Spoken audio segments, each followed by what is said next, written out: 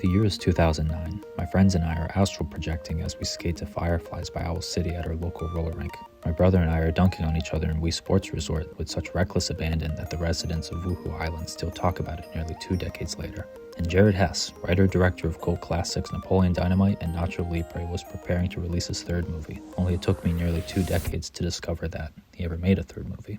With a genre-defining debut and a stellar sophomore project to back, audiences across the country were preparing themselves for the next great indie comedy. But when it came time for the film to release,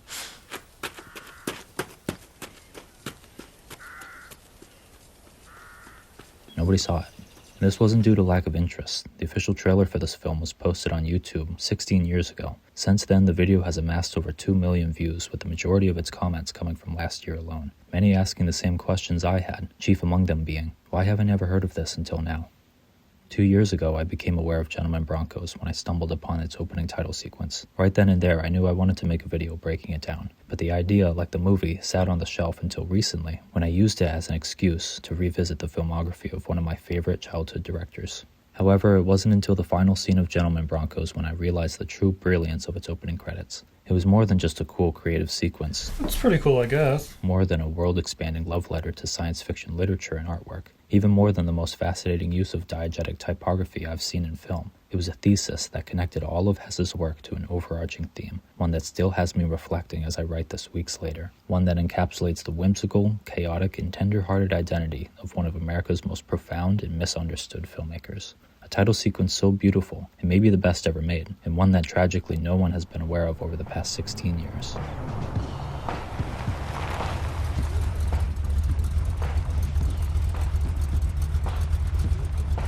Until today. My name is Jacob Daniel Barnes, this is Filmthetics, and today we're going to be taking a look at the graphic design, and in particular the book covers that inspired Gentlemen Broncos, the greatest title sequence you've never seen.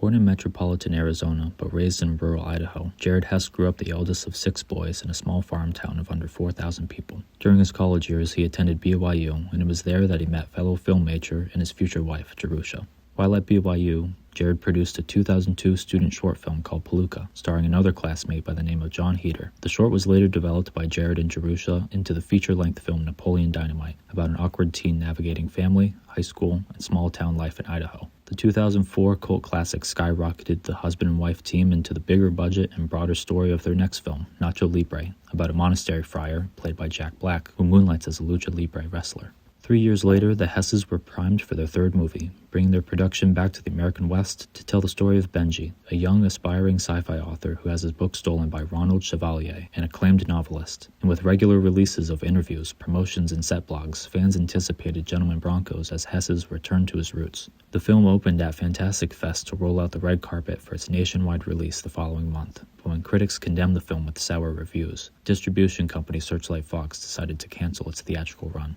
It's like the distributor shoved it in a box and was content with it never seeing the light of day. The way they treated this movie is a marvel it was ever released in the first place. But thank God it did release, because it ended up giving us this.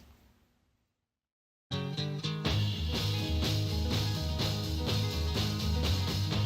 the year 35, ain't gonna need to tell the truth, tell no lies. Set to a 1969 one-hit wonder describing the judgment days of the coming millennia, the film's credits appear in the place of vintage sci-fi novel titles. In the year 45, ain't gonna need your teeth, won't need your... The idea for the film's title sequence was the brainchild of Hess and production designer Richard A. Wright, as seen on the cover of this book from the intro. Hess expressed in a 2010 interview with Ian Albinson of artofthetitle.com, "You can tell so much about your characters before you even see them on screen through a title sequence, and we knew that with Broncos we really wanted to begin to tell who this person was and what he was into by showing the pulpy sci-fi novels." Wright furthered this by stating that, "Hess and I drew a lot of inspiration for the sci-fi aspects of the film from old paperback sci-fi book covers. Obscure titles from the 60s and 80s have amazingly creative art. Some brilliant, some really dumb, but funny dumb. I started buying all my favorites to decorate the office to use as reference. One day, while admiring some of the weirder covers, Hess decided that it would make a nice title sequence. Though science fiction's golden age was between the 1930s to 1950s, one could make the case that the genre hadn't reached its zenith until the new wave movement of the 70s and 80s.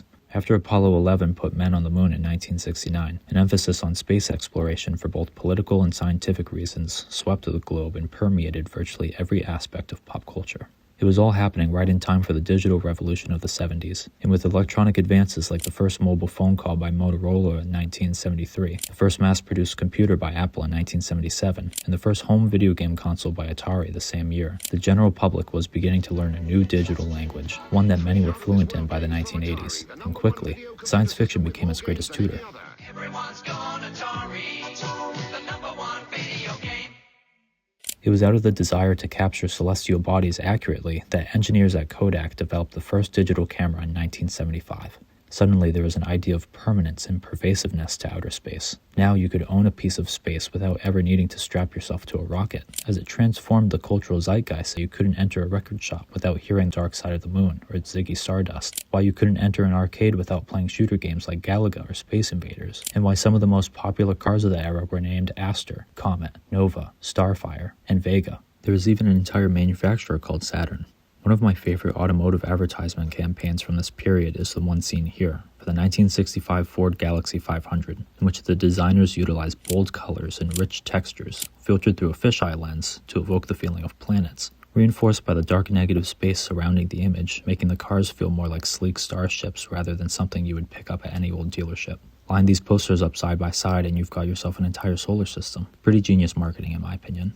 Atop all this, the final frontier of space was explored to its fullest on the silver screen, as millions of people from across the country witnessed the meteoric rise of space-themed movies at their local theaters. Blockbusters that spanned the sci-fi spectrum from dark dystopias to alien encounters to galactic epics and everything in between. As an entire generation collectively stargazed, young audiences were craving stories that encapsulated the awe of space, and while technology was advancing rapidly, traditional mediums like magazines and books remained the most popular way for writers to release their stories and for those stories to reach the masses. Though movies were the cultural backbone of the space age, it was the mass-produced paperback novel that stoked the flames of people's imaginations on a daily basis. For instance, you would have to wait 2 to 3 years for the newest Star Wars movie to come out, but in the same span you could read hundreds of sci-fi novels, and people did. There was no such thing as waiting. As soon as you were done with one story, there were entire shelves of other books waiting for you. And though the story of Gentlemen Broncos takes place decades later, this all served as the archetype for Benji, the movie's main protagonist, a starry-eyed dreamer who loses himself in the worlds of sci-fi literature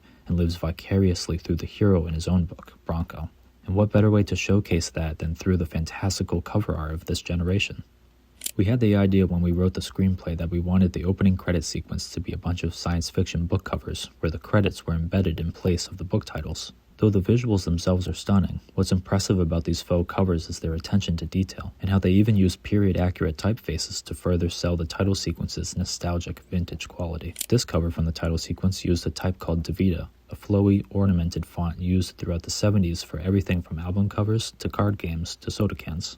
And the cover displaying the Gentlemen Broncos title itself used ITC Busorama, popularly used for film and literature alike. Some of these old typefaces even have space-centric names, like this 3-dimensional pipeline type right here, called Pluto.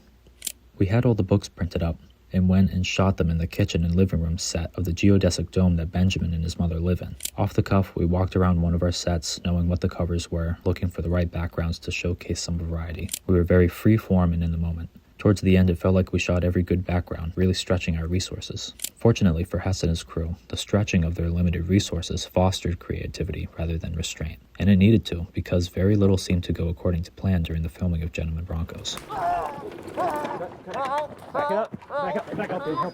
For instance, it was originally intended that Bronco, the protagonist in Benji's story, and Brutus, Chevalier's cheap knockoff version of the same character, be played by 2 separate actors, with Sam Rockwell playing Bronco and a second uncast actor playing Brutus. But Rockwell insisted that he played both. Though this decision benefited the film, frustration set in when the story called for a trained lynx to perform a number of stunts, but when they couldn't get the animal to do anything, they scrapped the majority of the character's scenes, and when shots couldn't be scrapped, opted to use a noticeably fake puppet instead.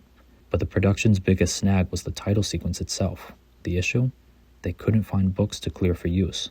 With the help of the producer's assistant, David Dilley, I scoured bookstores and the internet to figure out who had painted our favorite book covers, which was not such an easy task. The majority of art was not attributed to anyone, and many of the publishers of the books were either out of business or had been gobbled up by larger mega publishers over the years. Over the course of production, Hess coined the term "embrace the cheese," which seemed to be a rally cry indicative of many things: the major and minor snags a film production faces, the unforeseen variables that couldn't be prepped for, the triumphs and pitfalls of living in the moment and figuring it out on the fly. You could maybe... Sorry. Cut. I shouldn't say cut.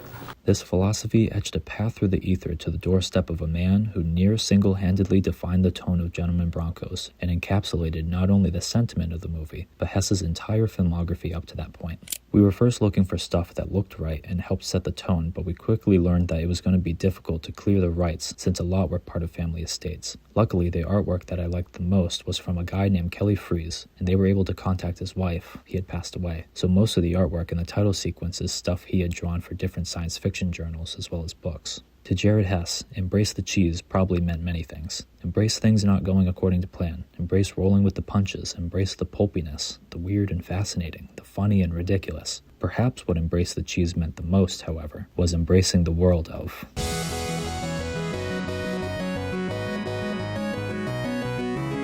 Frank Kelly Freas was an American artist and illustrator born in 1922 whose career defined science fiction for over 50 years.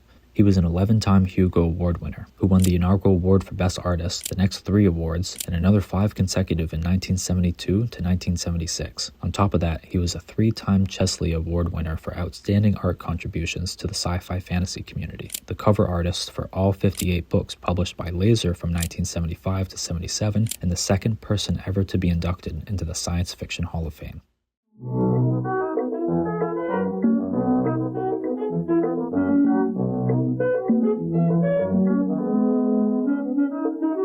How did you develop your style? Nobody else, well, I know one person who paints like you, but nobody else does. How did you develop that style? Very simply, I just painted. I'm convinced that anybody's style is a sum total of all the things he does wrong that he doesn't know about. Everybody tells me what an interesting style I have. As far as I'm concerned, every picture is a different problem. I don't know what my style is. Freas' definition of style is very fascinating to me because it is built upon the predication that there is a perfect or pure version of art somewhere out there. Like if you were to look up the word art in the dictionary, it would display a specific painting as the definition. How one defines what pure art looks like, I'm not sure. That could mean anything from Rembrandt to Picasso. But for a moment, let's suppose that the definition of artistic purity is reality. That is, the true delineation between perfect and imperfect art is how accurately or inaccurately that art imitates life, how authentically it captures human perception of the natural world. This assumes that if your landscape painting is identical to the landscape itself, that's how you know you're, for lack of a better term, doing it right. In the 19th century, there was an art movement formed around this school of thought known as naturalism. And I'm not saying I necessarily agree with this or that this was even Freas' own take, but for the sake of the argument, let's use it as reference. One way to tell if a modern artist actually knows what he's doing is to get him to paint you a horse or a flower or a sinking battleship or something that's actually supposed to look like the thing that it's actually supposed to look like. So if technique is how close you can get something to look like the actual thing it represents, style is the conscious or unconscious decisions that allow you to deviate from reality while still managing to represent that thing. The point is, he could paint this beautifully if he wanted, but he thinks this is better. And I think I sort of agree with him. In other words, how far can my drawing of a bird stray from reality while still representing a bird, as opposed to a fish or a cat? In this case, the question isn't a rhetorical one. The answer is a sloped V-shape. Paint enough stick figure birds across your oeuvre and it might even be considered at some point part of your style. Van Gogh's Sunflowers depicts a bouquet of yellow flowers in a vase, and even though his depiction of sunflowers doesn't look 100% natural to the real thing, I know that they're sunflowers just as much as I know that they're not dandelions, because Van Gogh has done enough through his fusion of technique, which helps me see the sunflower, and style, which helps me feel the sunflower, and it's the combination of perception and sensation that helps define the image. In the same way, I can tell that these are stars even though I've never seen one with several rings of light swirling around it. I can tell that this is a field even though I've never seen bright blue grass before, and I can tell that this is a sky, not because I've ever witnessed it shine completely yellow, but because I know what a sunset feels like. Oh look, here's the stick figure birds I mentioned earlier. I guess those were part of his style. And the point is this. Whereas artists like Van Gogh take reality to places we've maybe never seen before, science fiction since its inception has been in the business of taking something we've never seen before and making it seem like reality. And a lot of that work ends up being done by cover artists and illustrators. It's the cover artist's job to mend the gaps between the author's reality and the empty spaces between the words and sentences that could only be bridged by the human imagination. In that way, it's the artist's style that sets the tone. The style establishes the world and gives the reader an ignition point to propel their own thoughts and feelings forward as they engage with the story themselves. And in the case of Friese, his style skewed towards the comedic. Friese's eye had a lens that perceived the humor in everyday situations that weren't explicitly humorous. And this greatly benefited Friese's career. Not only was he a celebrated science fiction illustrator, but he also became one of the primary cover artists for Mad magazine from 1958 to 1962. The typical person may not find anything laughable about the Headless Horseman, Rain, or political campaigns, but he found a way to extrapolate the comedy out of the mundane by representing just how absurd life really is. The fact that a pillar can keep a building from falling in on itself, or the fact that we can distinguish which way the wind is blowing by putting an iron rooster on our roofs, or the fact that our abstract thoughts take shape through the form of 26 symbols known as letters, so long as you puzzle them together in a particular order. It's all laughable, it's all insane that we're even able to do all of this. In an industry like science fiction literature, whose task was to take unimaginable concepts like space travel and alien encounters and repackage those concepts as believable or down to earth, many designs at the time were more focused on grounding their space stories in realism. Friese's art was whimsical, sometimes silly or far-fetched, able to concentrate the wonder and oftentimes absurdity of science fiction into a digestible, funny image. Hard rain's gonna fall. To put it as Hess would, Friese's work embraced a level of cheese that he learned to appreciate over the course of the Gentleman Broncos production. Perhaps it was Friese's art that helped Hess find that realization. Rather than bringing the cosmos down to the audience, Friese seemed to be more concerned with elevating his audiences into the cosmos. For this, as well as his bold, expressive uses of color and unique hand-painted technique, his work garnered the admiration of fans as some of the finest pieces of science fiction artwork in the world. Given Friese's prowess in the fields of sci-fi and comedy, it's not difficult to see how a comedic team like Jared and Jerusha Hess gravitated towards his work when they decided to make a sci-fi movie, as 17 of the 24 total cover illustrations used in the Gentleman Broncos title sequence were created by Friese alone. That being said, there are 7 remaining book covers designed by other artists, some contemporaries of Friese, others born out of the following generation, but each nonetheless interesting and worth featuring, and we'll highlight them here now. Chris Foss is an artist known for his cover work on science fiction novels during the 70s and 80s. He was also a StarCraft concept artist for films including Jodorowsky's unreleased adaptation of Dune, Ridley Scott's Alien, and Flash Gordon. He also designed some of the preliminary artwork for the planet Krypton and Christopher Reeves' Superman. Most of Foss's original art never translated directly to the silver screen, not until the 2010s, when then Marvel director James Gunn hired him to design the various StarCrafts seen in the original Guardians of the Galaxy. Note the similarities between the mining pods in Guardians Volume 1 and the concept art for the Dune space containers, or the Milano's sloped beak compared to the downturned nose of the ship on the cover art for A Far Sunset. In space, that is, a vast expanse in which physical bodies like planets, moons, and stars are separated by light years rather than yards, much of the personality of these environments in their films come from their interpretations of starships. How the characters travel and what they choose to travel in does more to inform us about who they are than if they just told us through exposition. For instance, you don't have to lounge in a Tatooine cantina too long to glean that Han Solo has a rough-around-the-edges attitude and a proclivity for getting out of tight situations. Sure, a lot of that can be explained through dialogue and plot. Sorry about the mess. But subconsciously, the Millennium Falcon represents its owner in the way, for example, that it's missing some of its parts, or blows the occasional fuse, or time and time again somehow manages to overcome adversity despite its shortcomings. In the same way, Foss's retro-futuristic approach to the Milano makes sense within the context that its pilot, Peter Quill, is charting new paths through the stars while listening to music like Pat Benatar and Hooked on a Feeling through the shoddy earplugs of an ancient Sony Walkman. While Foss's bold, dynamic, and vibrant style didn't lend itself naturally to the cold, rugged look of a film like Alien, it became one of the driving forces behind the visual identity of the Guardians trilogy. So if you find the franchise's colorful and energetic style particularly enjoyable within the sci-fi genre, you have Chris Foss to thank as one of its foundational creative pillars. Richard Hess Cox was an artist whose body of sci-fi cover art spanned from the 70s to the 90s. Aside from literature, he also contributed much of his talents to the graphic design of film, creating the posters for movies like Swamp Thing, The Dark Crystal, and The Never-Ending Story, as well as provided spec art on John Carpenter productions like The Thing and Escape from New York, as well as David Cronenberg's The Fly. Here is Hess Cox's original artwork for an E.T. the Extraterrestrial poster that was passed on in favor of John Alvin's iconic one-sheet.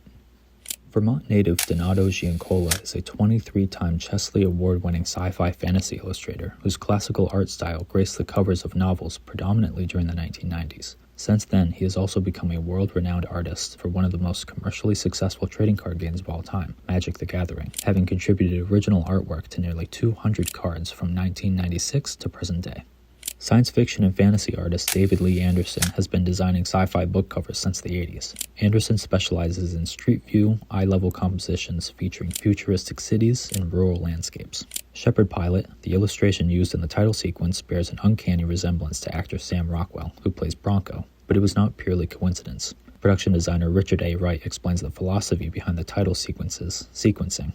Most of the art chosen for the covers either has some vague representation or relation to what the credited person's role was with regard to the film, or has a slight resemblance to the people themselves. We looked at the book covers and just tried to be smart in choosing the images. What was weird was that a couple of the characters Kelly Freas had drawn looked like the people in our film, like Jermaine's book. The one we have for Sam Rockwell, a piece by David Lee Anderson, also bears a striking resemblance. 1970s British sci-fi cover artist Bob Falk specialized in children's science fiction novels and distinguished himself from his peers with his unique style, taking inspirations from classically trained Renaissance-era painters like Lucas Krennic and Albrecht Dürer and mending them with surrealist, futuristic twists. Today he helps young authors in the world of literature as the managing editor of a UK-based publishing and book design company. Ken Kelly, nephew of the godfather of fantasy art, Frank Frazetta, studied art under his uncle-in-law, which heavily influenced his own style, creating book covers through the 70s and 80s for fantasy novels like The Diamond Contessa and Lady Blade, Lord Fighter. What a great name. That is a title that definitely embraced the cheese. Not only was Kelly a prolific illustrator for books and magazines within the horror, fantasy, and sci-fi genres, but he was also an accomplished album cover artist, painting the album covers for several bands including Kiss, and this really cool art for the album Rising by Rainbow. The book cover showcasing actress Jennifer Coolidge in the title sequence was originally designed for a novel by Edmund Cooper. Sadly, the artist for this illustration was never credited, so we don't know who designed the original cover. Edmund Cooper also wrote the books for two other covers depicted in the sequence, the one under his birth name and another under his pen name, Richard Avery. In fact, Cooper wrote several novels and short stories under 4 separate pen names, but when it comes to the single name of the individual who provided the pictures to his words, we simply don't know. In a way, this inclusion pays tribute to the countless unnamed and uncredited illustrators lost to the annals of science fiction literature.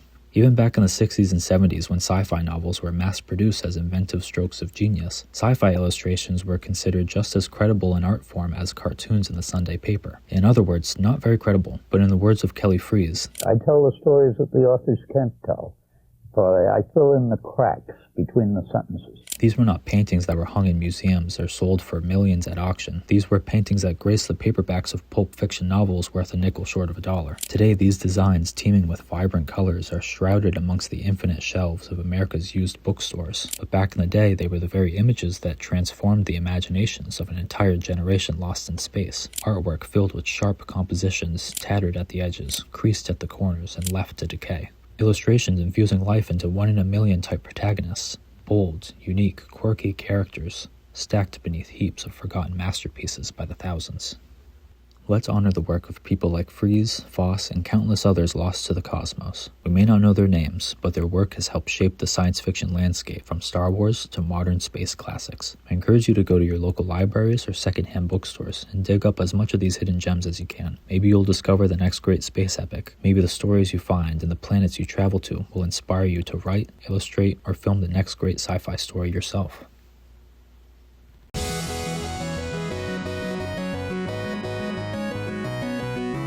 During the same Art the Title interview from earlier, Jared Hess was asked about the limitations of modern technology and if it's ever hindered his creative process. In response, Hess swung the pendulum in the opposite direction, explaining that his tastes appealed to a more lo-fi quality.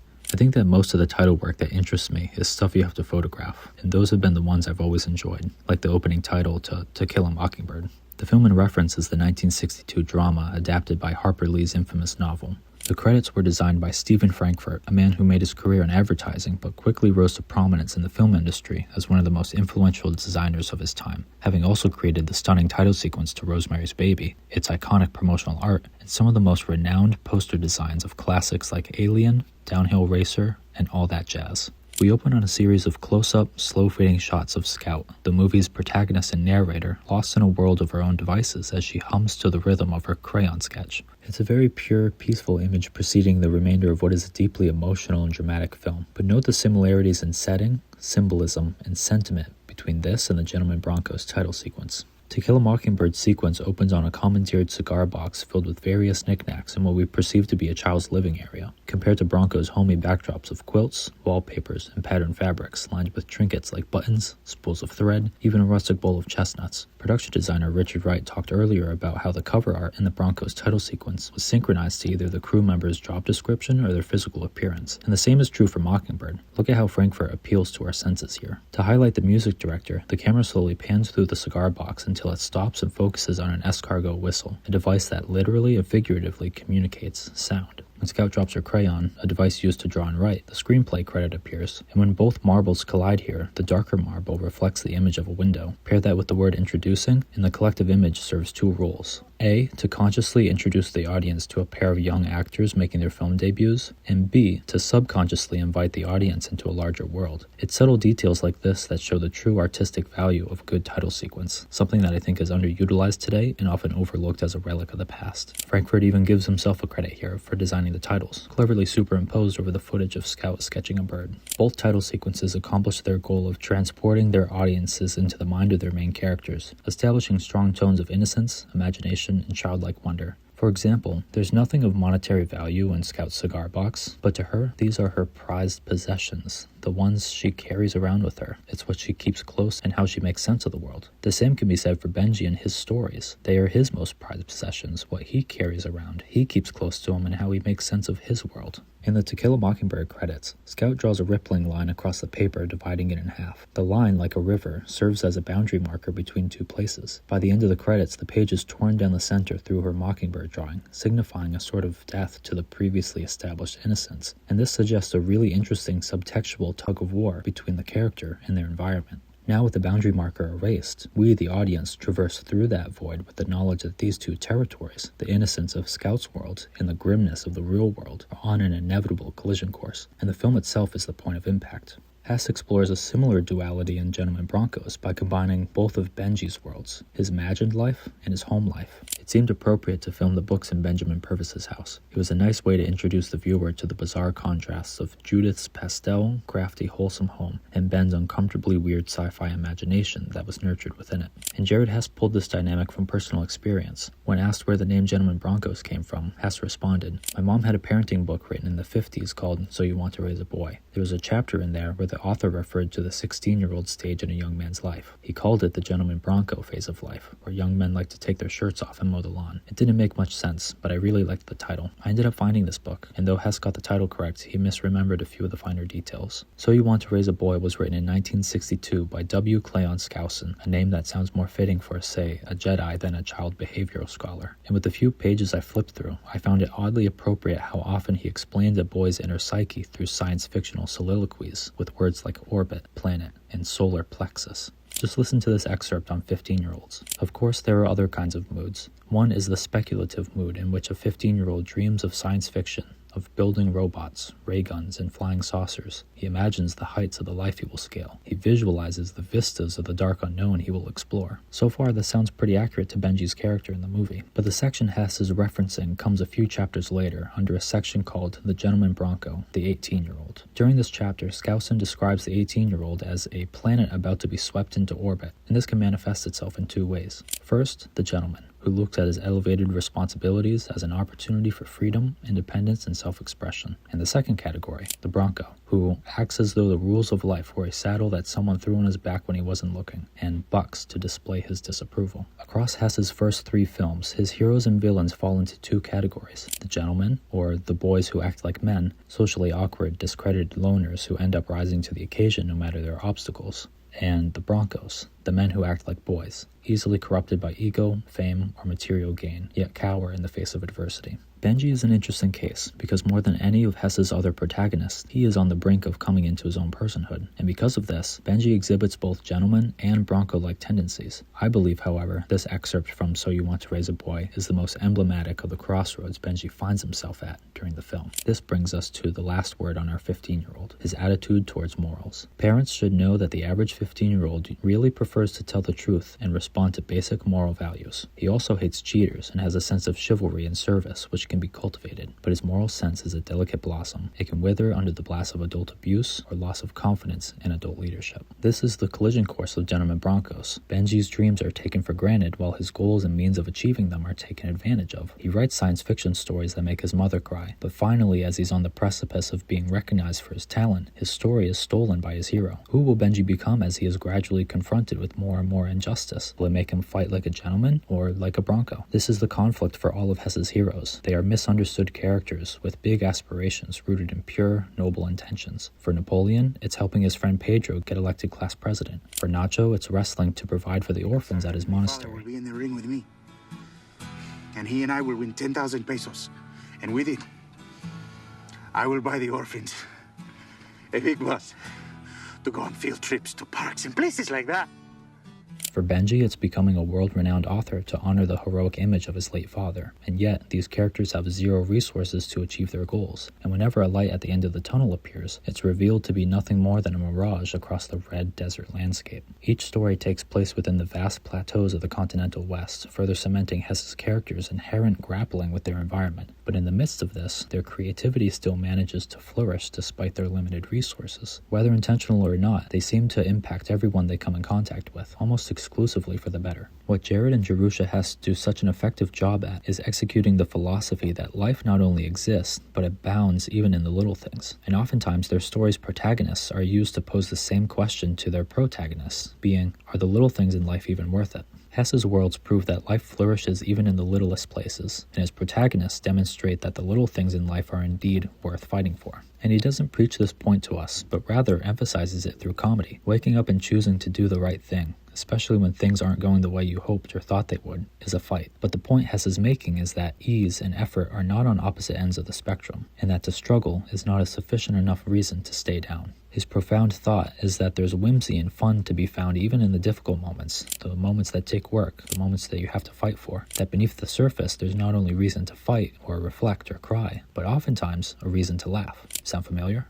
Hesse's films are comprised of seemingly unrelated, insignificant moments that even the most jagged critic could misinterpret as misguided, lazy, and incohesive, when in reality, they serve as some of the most concentrated proofs to the truth that life is not a linear journey, nor a means to an end, but a cycle of decisions for or against yourself and the people you care about and what you stand for. The beauty this philosophy suggests is that there's an adventure to be had even in the mundane, the emotional, mental, or physical plateaus of your current situation, that just because life meanders sometimes doesn't mean it has to be miserable, or just because nobody believes in you doesn't mean that you have to stop believing in yourself, or just because the world feels like it's out to get you doesn't mean that the future isn't going to arrive at the exact time it always planned on. All wrapped up in the films of Jared and Jerusha Hess, some of the oddest, silliest, and richest love stories I have ever come across.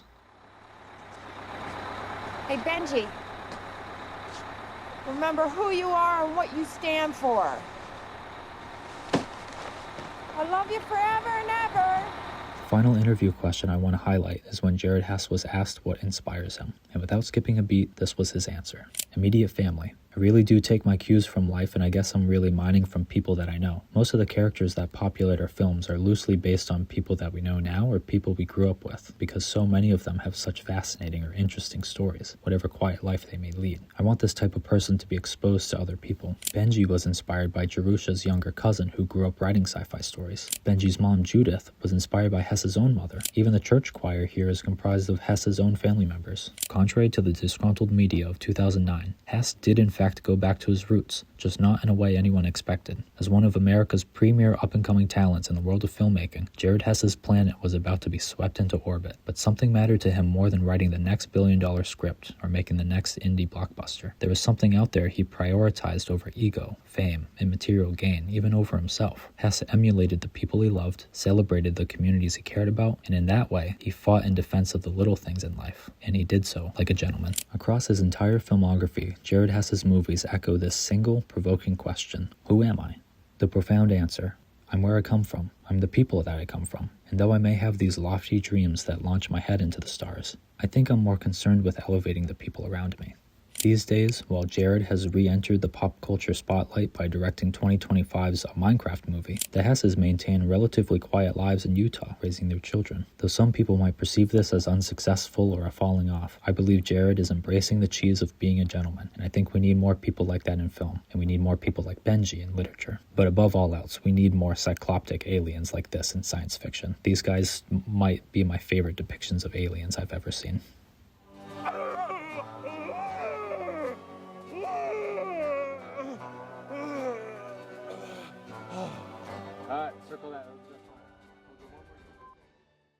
Hey everyone, sorry for the delay on this one. This episode took a little bit longer than I originally anticipated, so I appreciate you guys being patient and sticking with it and getting this far into the episode. I appreciate you guys. Thank you so much. Yeah, this episode was really cool to do, like I said in the intro, just to go and have this retrospect on Jared Hess and the movies that he's made and the movies that I grew up really enjoying.